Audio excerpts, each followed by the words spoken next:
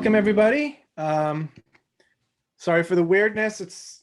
I don't teach a lot in this format, so it's a little hard when our cameras are all messed up. I will not be able to see chat, and I like an interactive audience. So you are, please undo your mics, interrupt with questions as you have them. I'm doing this off my iPad, so I don't think I'm going to see any chat that you guys may have. So we'll go from there. All right, so barrels. First off, I'm using the word wrong. What word should I be using? I'm going to ask you questions, so you guys have to answer. Anyone? Bueller? No, a barrel is a specific measure. I should be saying cask. But here in modern society, we don't do that. We just go, it's a barrel because it's made out of wood. But the classical era was an era of stone, right? So we have Greece and Rome built things out of marble and stone, and they had amphora. They did have barrels. They did have wooden casks as well, but it was not their main thing. They had amphora made out of clay.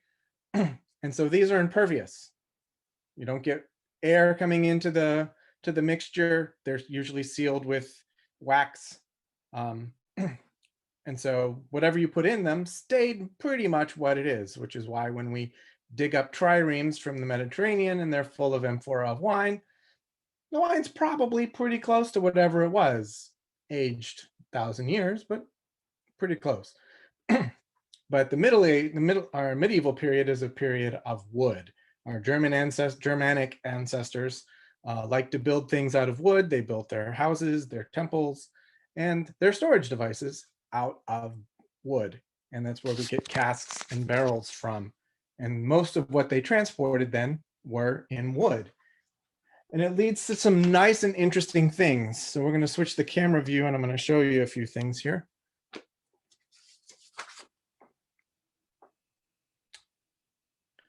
All right. So apologize for the shakiness here. So this shows you some of the different measures of casks. And so I'm going to switch back to me so I can see what's going on. Most of you probably know that there was something called a ton. So when someone says there's a butt ton of something, that is a measure. A butt ton actually would be half a ton. The ton barrel varies in its measure throughout until Queen Anne in Queen Anne's reign, they finally standardized that to 252 gallons for a ton at roughly 8 pounds per gallon. Those are pretty heavy. Is that going to be a ton?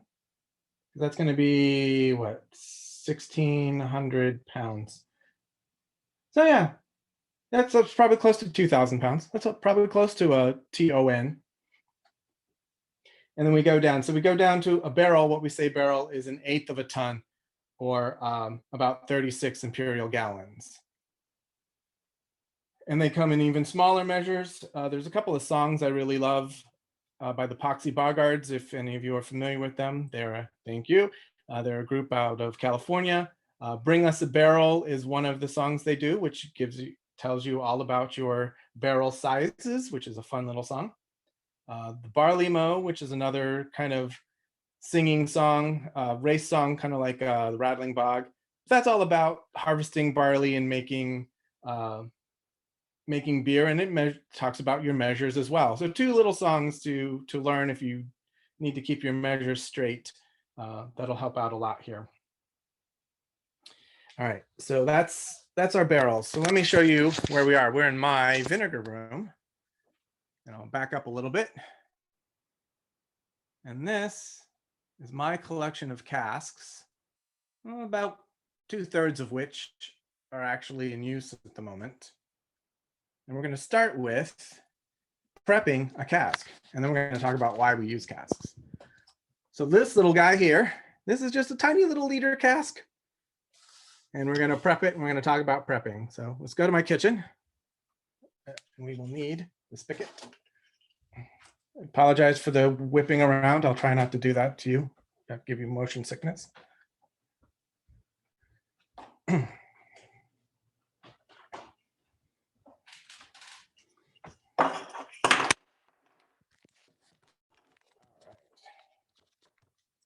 There's a couple of places you can get barrels modernly, and actually I should mention something.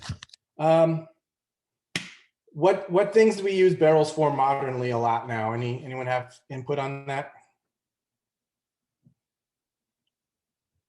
There are two major industries that still really use barrels. One is the bourbon industry. Bourbon, since we're not having a very interactive class, I'll just tell you bourbon has to be 51% corn or more to be classified as bourbon. But the other thing is it has to be aged in a brand new cask. You can't reuse a bourbon cask to make bourbon again, which is why you have so many bourbon barrel aged other things, because the bourbon industry sells those casks and people will get them. The most interesting thing I saw, and I saw recently at a kind of an artisanal food mart, was fish sauce aged in a bourbon barrel. But that's not the only thing. The bourbon barrel had already been used to age maple syrup first, and then was used a third time to age fish sauce. So that's the one industry. The other industry is the French wine industry still uses quite a few barrels. Those potentially could be reused.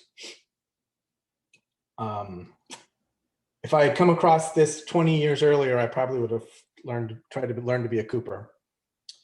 Question about the French barrels. What's that? Question about the French barrels. Is that anything besides sherry? Almost any wine they use could be. Of course, they're using French oak instead of American oak, which is slightly different in character, but not significantly so. But yeah, I haven't looked in it a lot, but there's many different wines that could be aged in French wine barrels, not just sherry. We are going to talk about sherry.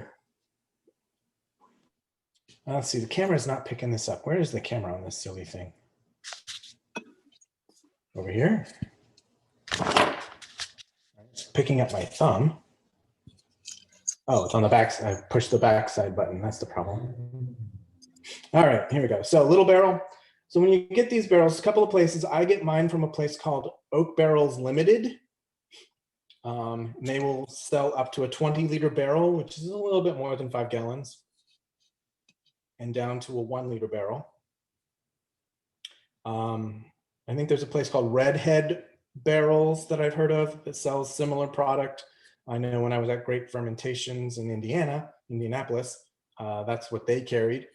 If you look on the internet, you're going to find a couple of places that'll sell new barrels of a similar size. Those bourbon barrels we're talking about tend to be 53 gallons or larger. Chances are you as a home brewer, that's not something you're going to do. So when you get your barrel, the first thing you have to do is condition it. The staves need to swell so that they are watertight. And there's a couple things we've got to do. They also will come with your spigot. And for the most part, the spigots seem to be the same size for up to the 20-liter barrels that I've been using. You want to shake it out because there's probably going to be some loose wood in there. Usually they come taped over the holes. So some of the loose stuff is already going to be stuck to the tape, which is nice. You should use a rubber mallet. I am not. I'm going to use my kitchen mallet because that's what I have. You want to drive your spigot into your barrel.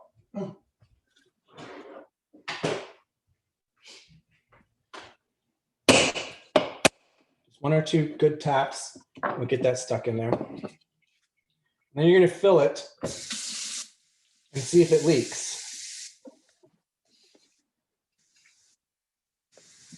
Chances are pretty good it's gonna leak. If it's really well made, it may not leak immediately. Actually, the first thing I do is I rinse it out before I leave it filled. Sorry about that. You don't need to hear my sink run.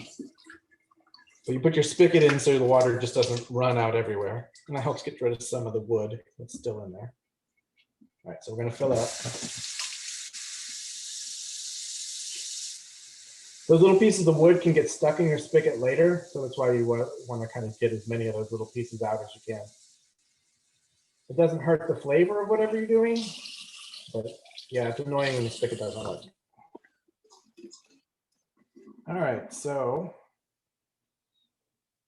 I'm getting some runoff because I just poured water over the top of the barrel, but that's not too bad. You can kind of see, we're not really getting drips.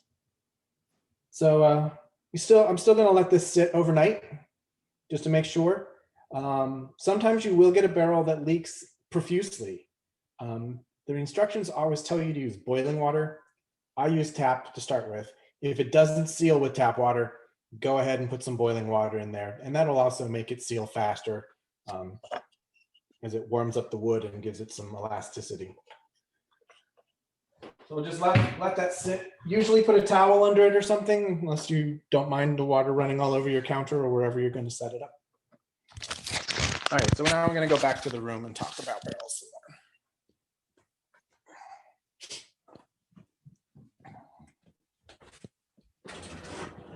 All right, so having conditioned the barrel, and we'll flip the camera back around. You can see I've got several barrels that have writing on them and have their spigots in, so they've been conditioned and they have things in them. You can barrel age whatever you want. Like I said, I saw fish sauce that's barrel aged. But what I've got up here is, those of you who know me well, I'm a vinegarier. I make a lot of vinegar. So I've got several things of vinegar being aged in different processes. I've got some spirits being aged, and that's always fun. So aging of spirits, that aging is how you take a cheap liquor and make it into an expensive liquor. The secret ingredient being time. So that's one of the things that's said in the industry is, if the angels don't get their share, it's not worth having. And with these small barrels, the angels are really greedy. The standard idea is about, on those 53-gallon barrels, is you'll lose about 10% a year to the angel share as the liquor wicks out to the edge of the barrel and evaporates off, whatever that happens to be. Smaller barrels, because you have a higher surface area to volume ratio, they lose more faster. So at least once a month, I've got to top these off just to make sure I have what I want in them. Sometimes you don't want to top off. Maybe you are actually trying to drive off water or whatever to thicken. That's like the balsamic process, which we'll talk about in a minute. So like expensive liquors, like really good scotches or whatever, like 25 years, right? You've probably seen a 10 or 15 or 20-year scotch. And those bottles get pretty expensive. Well, you've lost a lot of evaporation over the time, and the time costs money. But smaller barrels have an equivalent year that is less than the equivalent year of a big barrel. And I'm going to show you that chart here in a second. All right, so let's get this shown here. You can take a look at that. So if we assume the 200-liter or 53-gallon barrel, 1 year equals 1 year, you can look at these other barrels and see that those years get much smaller. A 1 liter barrel, that year is 58 days. So if you were taking and then I'm not even sure if you can buy a unaged scotch, but maybe you can, and you wanted to age it yourself in wooden barrels, and you wanted an equivalent of a 20-year, you only have to do 20 times 58 days. So that's what? A little over a year. Well, yeah, about a year and a month, year and a couple months to get an equivalent, because of how much contact the scotch is going to have to the barrel because of the difference in surface area to volume ratio. So that's kind of handy to know when you're using these smaller barrels. If you want to get that equivalency, you don't need to go quite as long as the larger barrels, but you do have to check your levels. Yeah. Oswyn, is that the same for vinegar as well, or is it just for the liquor? It's the same for vinegar. The age is the same regardless. So talking about the angels and being greedy, they really like the tequila, apparently. I've got an aged tequila here that I'm working on. And I swear I've got to put 2 cups more tequila in every 2 weeks or so just to keep that barrel topped off. Vinegar, they're not as greedy on. Usually it's only a couple months if I want to keep the barrel topped off. So ways to combat that, obviously, your fancy things, they age them in caves. So you've got a cooler climate, probably with a higher humidity. If you're doing a modern brew house and you've got barrels, you're going to control your temperature and your humidity so that the angels don't take more than they need to. You're not going to stop it. That is something to keep in mind. It's an experiment I've tried. I wrapped my barrels one time in saran wrap to try to keep the evaporation from happening. That's a good way to ruin a barrel. So don't do that. So Oswyn, could you talk about, do you actually want that exchange to happen? You know, because I'm assuming that all the aromatics that are eventually getting leached out of the wood, part of the action you're getting for it to exchange into whatever you've put in there, you know, vinegar, beer, etc., has to rely a little bit on that that action. So do you really want the angels to take? Is that what you're saying? Or are you questioning whether I should top my barrels off? Yes. A little bit of both. So yes, you can't really stop the angels from taking it. You can't really stop the evaporation. It's the nature of porous wood. So no, you don't want to stop that. You do want that interaction because that is basically osmotic pressure, right?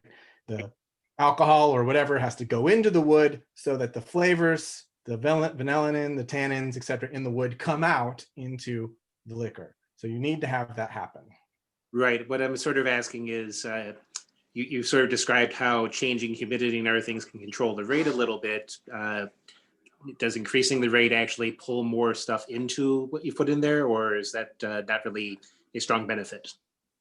From what I've read, it's not a strong benefit to try to accelerate the process, especially since it's almost impossible to stop it. You do want to contain it because, especially if you're a commercial distillery, right? You're going to sell that 20-year age scotch for, I don't know, $100 a bottle, maybe more. So everything the angels take is money you're not recouping back. But you don't want to stop it. You do want it to be controlled and regular so you know what you're dealing with. So keeping a certain humidity and a certain temperature limits too much evaporation.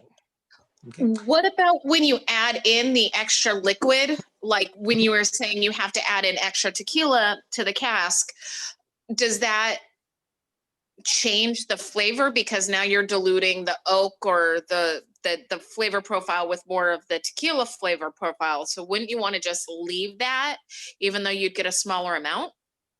It depends on what your purpose is and how long you're doing it. With a larger barrel, again, you get less evaporation over its given period of time because of the lower surface area to volume ratio. So if I had 53-gallon barrels of tequila, I probably wouldn't worry about it as much because when I'm done, let's say I'm aging it for a year, I'm still going to have most of that 200-liter barrel left. I may have 190 liters in it. I got a 2-liter barrel of tequila. Losing 25% over a year, I've lost a lot of product that I would like to share with somebody else. Yes, I am diluting it. Yes, I am changing my profile somewhat, but most of what's in it does have the char and the vanilla and the woody flavor that I'm looking for. So yes, it's a trade-off, but because I want to make sure I have close to 2 liters at the end, I'm willing to have that trade-off. And one more question on that. Do you know why the tequila is losing quicker than the other ones? Does it have to do with the alcohol content, the sugar content? Or is there just no rhyme or reason? I'm positive there's a rhyme or reason. I don't know what it is. It's an 80 proof tequila. It's an 80 proof gin. The barrels are roughly similar and they're in the same place. So it could be sugar content. It could be something else. So I'm positive there's a reason. I don't know what it is, and I didn't care enough to know what it is. And do we get to do shots of the tequila after when it's done? You have to fight Baroness Aggie for it, but yes. Because that's her. This is what I promised for her. But and we're going to talk about that. Does that mean I get the gin? Yes, you can have some of the gin. Okay, sorry, I'm done now. No, you're fine. It actually ties in the question I wanted to ask, though. Yeah. So you're sort of indirectly talking about the nature of what is lost to the angels. How much of that's alcohol versus water?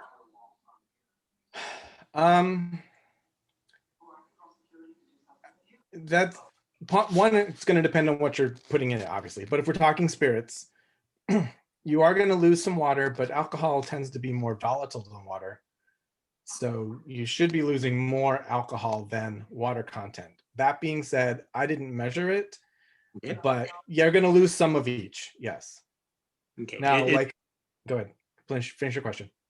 Well, the motivation was, it's like obviously alcohol is more of a volatile, likes to go off in gaseous form a little bit more. Temperature is going to impact that a lot, but it's a much larger molecule than water. Right. So it may be roughly equal then, but I haven't measured it, and it's not something I looked for the answer on.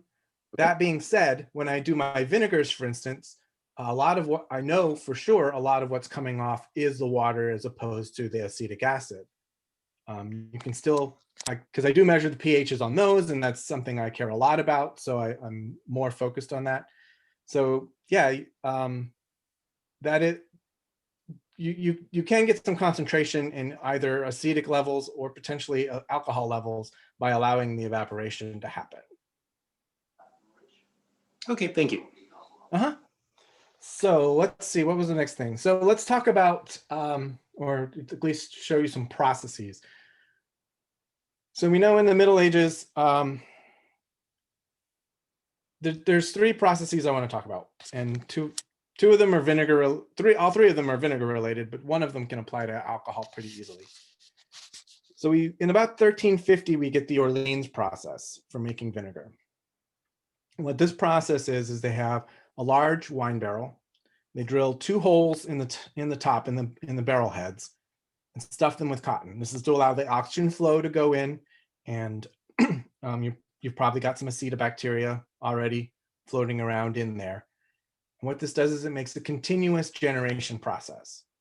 The barrel sits out, eventually turns to vinegar. You pour off 75 to 80% of that vinegar. And once you have it, you put fresh wine back into the barrel, and it keeps going and going and going. So it's actually doing the vinegar process in the barrel. Yes, absolutely. Okay. And once you've made vinegar, in case this isn't clear to people who do brewing, once you put vinegar in your barrel, don't put any other alcohol in there, because you will not get anything but vinegar. That's not 100% true. There are ways to sterilize your barrel if you really want to. But once you get those acetobacteria colonizing the wood staves of your cask, pretty much figure that's what you're going to get from now on. Well, and that's the same for the one that you said that they did the fish sauce in there, that they will never want to do anything other than fish sauce in there, correct? Right. And to be fair, truthfully, after about 3, it depends on the size of your barrel and how much stuff you put in it. 3 to a handful of times is as many times as you're going to get flavor out of your barrel. The alcohol, the vinegar, the whatever is pulling, those flavor molecules and all those other things out of that wood. After so many times, it's not there anymore. You've pulled as much out of it as you can. It's called a neutral barrel at that point. Great for storing, but not great for flavoring. Yes, Fee. I was gonna ask, can you expand on that? What would they have done with those barrels in in period after they had been used a certain amount of times? Would they have kept on using them, or would they do like we do now and retire them? Well, it depends on the integrity of the wood, but yes, you could have kept on using them just as storage. You're not aging it anymore. You're not trying to get additional flavor in it. You just want to hold it and transport it. You could drain off whatever liquid, let it dry, and store dry goods in it. Once you've let a barrel dry out, your chances of swelling those wood staves again so you can put liquid back in it is very low. So you could definitely dry it out and put flour or nails or whatever you were transporting. You transported a lot of things in barrels. So yes, you could reuse it. Our medieval ancestors were very much into reusing, given how hard it is to make a barrel. If it can still hold something, you're going to put something in it. But So- three to 5 times is about as long as you're going to get flavor out of the barrel. So I know part of the process for doing a number of barrels is a scorching of the wood on the inside. Mhm.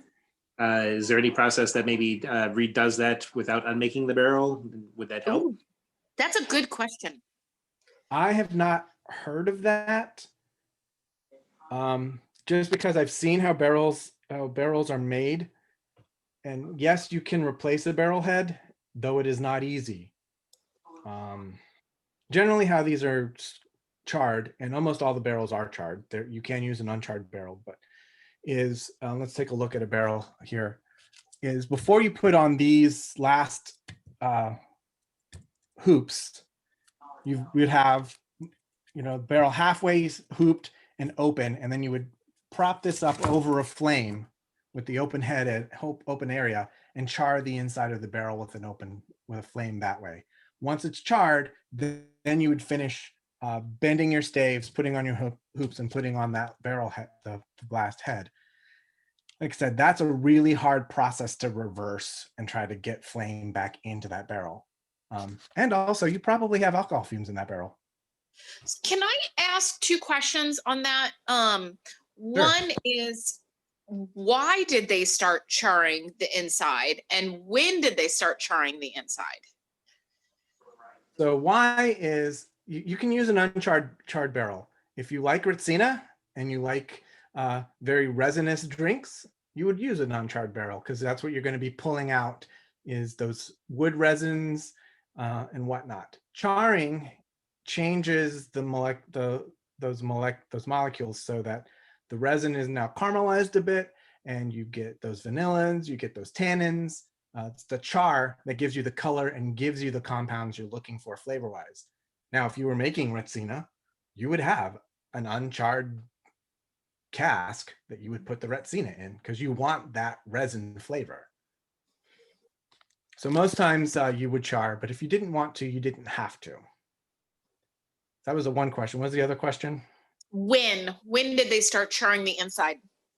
I don't have good information on that other than it seems like it was really common pretty early. So they would have been charring the inside come the medieval time period. Oh, absolutely. Yes. Okay. Whether it was done, in the 400s, that I can't tell you, but definitely by 8 to 1000. Yeah, absolutely. Charred barrels were the thing that you mostly did. So offer a bit of speculation. I have no research to back this up. The stuff that lives inside of wood, you would want to be getting rid of with the charring process. So you're not doing this to make charcoal or for the flavors. You're doing it to kill the things that actually spoil whatever you're putting in it. That's Ooh. also probably true. Good point. All right, so Orleans process, we covered that. The second process is the balsamic process. We don't really know when balsamic vinegar started, only because they didn't start using the word balsamic until about the 1700s somethings. Before that, it was referenced as the Duke's special vinegar.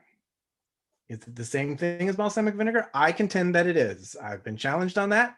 I can't tell you the word balsamic applied to 1150 when the Holy Roman Emperor Henry III was given a bottle of vinegar from the Duke of Medina as a gift. They didn't call it that, but it walks like a duck. It sounds like a duck. I'm going to call it a duck.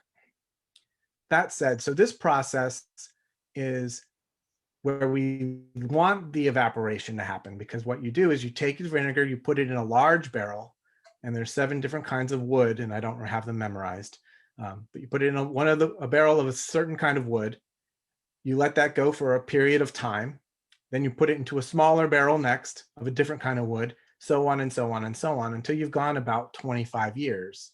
And then so what you've taken, you start, let's say, 200 liters of vinegar, of balsamic vinegar. You may end up, what's my reduction? Because I remember doing this. It's about 100%. So you end up with like 2 liters at the end. It's very intensive pulling off water and condensing those flavors to make that very syrupy balsamic vinegar that people seem to love so much.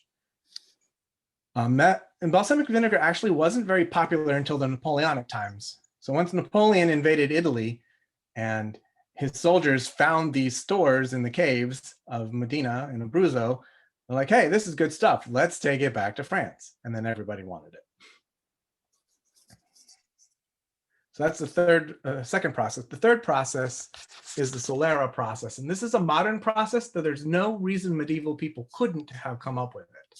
There's nothing inherently in the technology that's modern. So I'm making sherry vinegar, but your sherry wine is made this way. Many of your high-end scotches and whiskeys are made through a Solera process. So we'll just kind of talk about that. So what a Solera process is, Solera is Spanish for floor, cellar. You would have a row of barrels on the bottom, and then you would have, and my Spanish is horrible, I think it's credera. You would have basically pyramid-like tiers above the bottom level. The bottom level is the oldest, the top level is the youngest. At a certain period of time, you would take off some of the liquor, let's say, just say a liter, from the bottom barrels, and then you'd refill them from the level above, etc., until you're at the youngest stuff at the top. So what you end up with is a mixture at the end of different aged liquor in that last barrel when you've poured it off, and that gives complexity to whatever liquor you're working with. Like I said, there's nothing inherently modern about that technique. It's the reasons why I do refill my barrels. Aside from that, I want to have a certain amount of liquor at the end of it. I'm okay with the mixing of young and old to give some complexity to what I'm working with. So that's the 3 kind of barrel-driven processes. You can just have something aging in a barrel by itself. You can let evaporation happen and go to smaller and smaller barrels over time, or you can run this Solera process where you do a blended liquor at the end. I'm going to show you. Is there questions about that? No, I'm I'm going to good. show you. Go ahead. Yeah. No, I was saying no, keep going. All right, I'm going to show you some of what happens. Let's walk over here.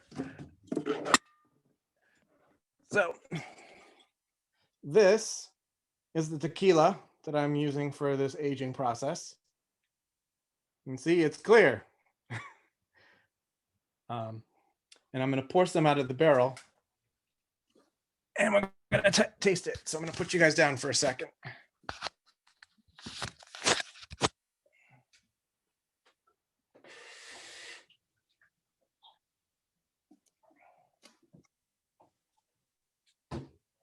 Got to remove the bung or else you don't get any air pressure.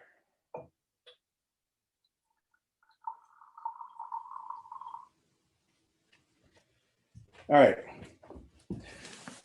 Hopefully you can see this. So that the bottle was crystal clear.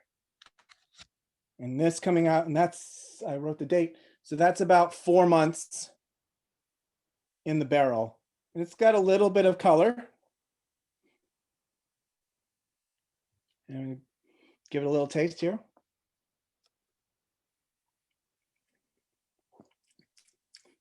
Still got a little harshness in it, but I'm hoping another 4 to 6 months that'll mellow out. Tequila tends to be a little harsh anyway, but that's just the way it is. So you can see just a couple of months gives you some nice color on that.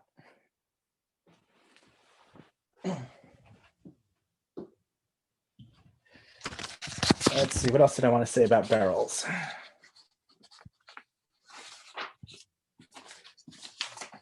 I can show you this just so you see it.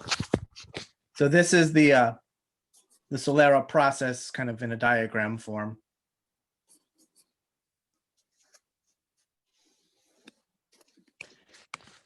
I aged vanilla in one of my barrels, and now I'm using it to put vanilla flavoring in a rum. So this is another style of barrel you can get. They call these vinegar barrels. So they stand upright and they've got a large opening at the top of the barrel head. They're called vinegar barrels because you can easily get in there and get the mother in and out. Because of that large hole, though, they evaporate a lot. So I am not a fan of using those anymore. I will make my vinegar elsewhere and then age them in the barrels. Let's see. It's only 40 minutes. I didn't have a lot more to say about it. Unless you guys have questions, you can age ciders, you can age beers. It doesn't have to be hard liquor. Oh, sterilizing. So they do sell a sulfur strips. So if you do want to try to sterilize the barrel and use it again, drain all your liquid out, dry it, but don't like dry it, just hopefully get enough of the moisture out of the inside of the wood so that when you put something lit inside of it, it doesn't just go out immediately. So you would suspend this on a string or a wire, set fire to the sulfur strip outside, please, because you're going to be breathing in a whole nose full of sulfur dioxide if you don't. Drop it in the barrel, put the bung in, and just let it eat up as much of the oxygen inside the barrel as it can. And the sulfur dioxide should kill any microorganism you have inside of that barrel. So that would be a way to try to reuse that barrel again. As I said, don't let them dry out completely. Trying to rehydrate totally dry wood is not easy and not recommended. Uh-oh. So speaking of My oxygen, boss is coming on. what? Wilhelm is about to enter the discussion. So I said, my boss is coming on. So I have a question on the oxygen, especially because you mentioned on the cider. Do you have a problem with oxidization with ciders or meads or anything like that that normally has a problem when it's exposed to a lot of oxygen? Not yet. Part of that is trying to control your evaporation. If you have enough pressure on the inside, you're not going to get oxygen coming in as easily from the outside. Though if you evaporate enough, then yes, you're going to get oxygen exchange. Also, be patient. Don't keep popping the bung out trying to see what's going on. That's going to introduce oxygen, introduce potential microorganisms that might be in the air. So you want to limit that as much as you can. Tasting wise, a wine thief is a really good thing if you have one. You can get deep into the barrel instead of taking what's off the surface, and you want to disturb the surface as little as possible. So again, you're not oxygenating. One of the ways you got vinegar in period is those long journeys from France to England. Those barrels were jostled around like nobody's business, right? You're on a cart going from Orleans to Nantes, or maybe you're going to Calais, and then you're on a ship being tossed around in the English Channel. So you've got a lot of oxygenation and churn in those barrels. So, I think I did Henry VII had like a couple thousand liters of wine for his wedding. Guarantee you several of those barrels were vinegar by the time he got them. So yes, I haven't had that problem just because I haven't been messing with the barrels that much. I've been letting them sit, letting them alone. Now, that said, I have a 5-liter corny keg, a 5-gallon corny keg filled with cider because I didn't want to keep that 5 gallons of cider in a 20-liter cask for an indeterminate amount of time.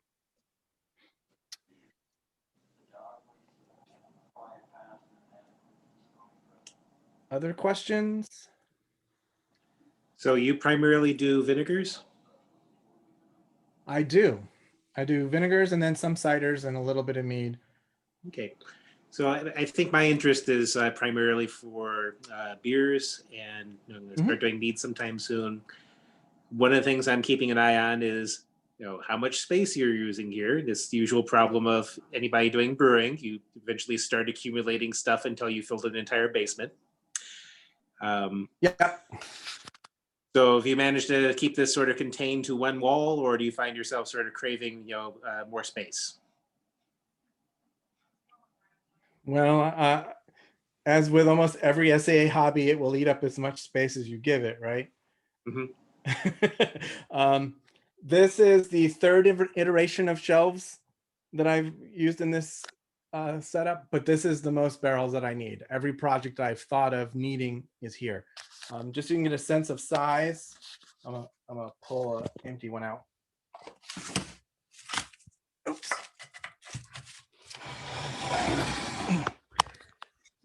So that's a 20-liter cask. I would say it's about maybe 2 feet long and maybe 14 to 18 inches round at the heads.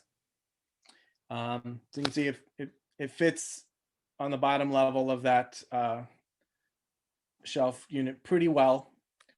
That's going to be 40 pounds or so full of liquid of some kind. And so if that's what you're making at your most is a 5-gallon batch, you won't need anything bigger than that. On this second shelf, those are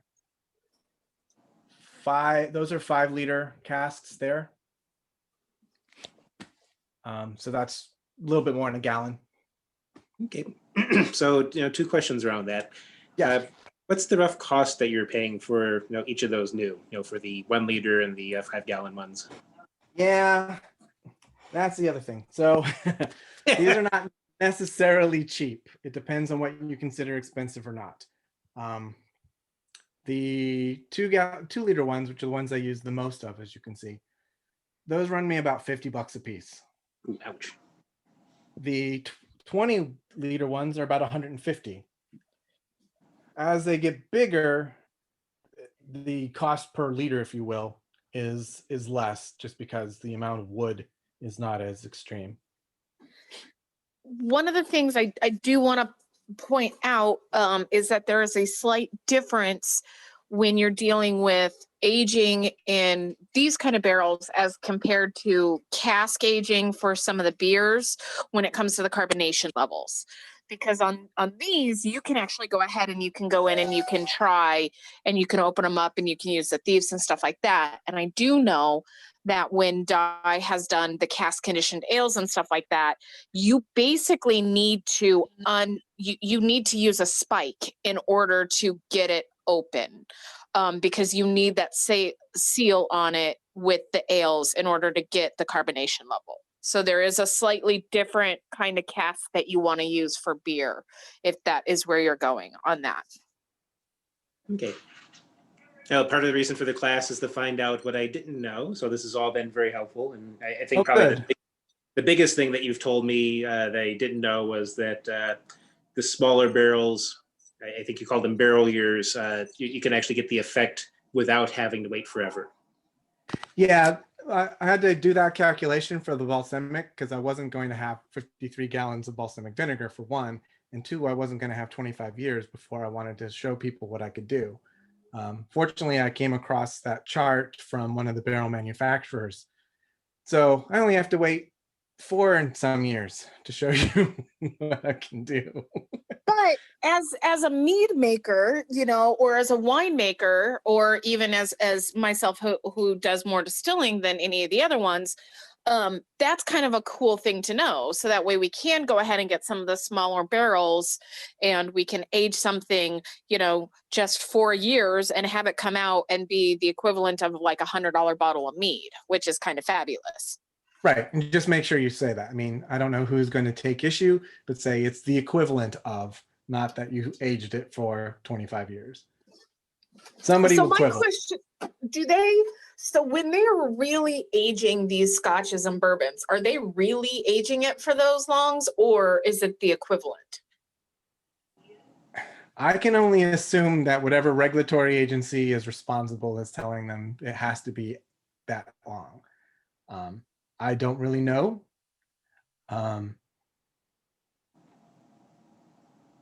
But I would guess that, like, if you buy real balsamic vinegar, it's probably been aged 12 years in a barrel, and because of the way that is protected by European appellation, then it has absolutely been aged in the proper sequence for 12 years. Now, you get a real Scotch from Scotland. I hope it's been aged as long as that bottle says it's been aged, but I couldn't tell you what the regulatory body for that, their standards are. I don't know. Given the price, I'm going to say, yeah, it probably has been. Peat smoke and the whole thing. Now, if you want to fake it, so if you don't have barrels or it's a problem, you can get charred wood chips. And you can fake it in a stainless steel container in a corny keg or something like that if you want, and use the chips to extract the flavor. You won't get evaporative loss, and if that is contributing to your flavor, obviously that's not going to happen. But it is a way to control it and also control your costs, because those chips tend to be cheaper. They also make, basically it's a big, it almost looks like one of those honey dippers, made out of wood. It looks like a big spiral that's been charred, and you can also use that as the dip mechanism to give more surface area for the liquor to contact and pull in the flavors. So those are two cheaper options that you can consider if you'd like to. Yeah, and I've done the wood chips inside of my secondary for a bourbon barrel stout, and it's turned out okay. Other thoughts or questions? Nothing from me. It's just been really interesting to soak up all the knowledge. Well, I haven't timed this class before, so I apologize. It's a little short. But as you can see, I've got, God, what do I have? 20 something barrels now. And my house smells of vinegar and distilled spirits, and I like it that way, so it's okay. I really do think that we're going to have to do one whole event where we just pull out all of those barrels with liquor and have a whole just duck event. I think that would be fabulous. So V, yeah. All right, so those are like my 2 5s. Those are for serving out of it, the duck. Woohoo! That's a 20, and over there is a 10. Woohoo! And those again are serving out of. So yes, I will provide us with barrels to serve out of when we can finally have an event where we can have the tent set up and the alcohol flowing and friends and family and all that kind of good stuff. Once again, I use the words woohoo. All right. Well, if there's nothing else, Drew, if you're listening, you can end the event, end the recording. And I thank you all for attending. I'm glad that you learned some things. And I'll look into some of the questions you asked. I'm like, I don't like saying I don't know. So I'm going to use those as bases to find out the answers.